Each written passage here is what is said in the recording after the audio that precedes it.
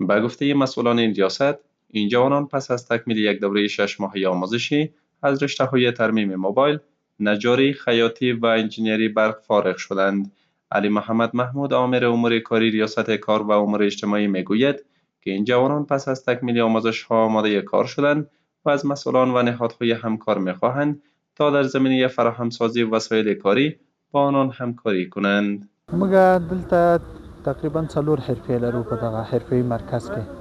یو د موبایل حرفه او د نجاري حرفه او د خیاطي حرفه او د تعمیراتي برق حرفه په مجموع کې په کال کې 2 دورې فارغان درلودل چې دغه اخرنۍ دوره وه، نو تقریبا د شپېتو نفرو په شاوخوا کې مو فارغان درلودل.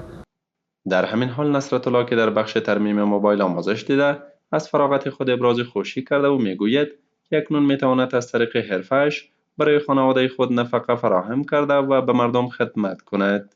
داسې موږ ځوانان یو د کورنۍ مسؤلیتونه را لغاړي دي، نو زموږ لپاره دا یو ډېر ښه فرصت ولو. یعنې له ما سره خپل همدا فکر سر له ننه پیدا دی چې زه په دې بخش کې ما کار کړی، زده کړه مې کړې ده، زه سر له سبا باید یو دکان برابر کړم. له دې طریقه به زه به وکړی شم چې تر څو پورې کورنۍ ته نفقه برابره کړم. عید محمد که از رشته خیاطی فارغ شده از دیگر جوانان میخواهد که وقت ارزشمند خود را بیهوده ضایع نکنند و با یادگیری یک حرفه برای خدمت به جامعه و خانواده هایشان آماده شوند. موږ له نورو ځوانانو څخه هم دا سوال او دا پوښتنه ده چې باید چې دلته راشي تر څو د یو کسب او د کار څښتن شي.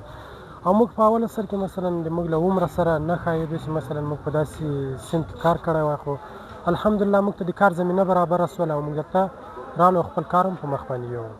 مسئولان ریاست کار و امور اجتماعی میگویند که در یک سال گذشته حدود 250 تن از جوانان از این مرکز آموزشی در رشته‌های مختلف فارغ شده و اکنون به گونه عملی در بخش‌های مربوطه مشغول کار هستند.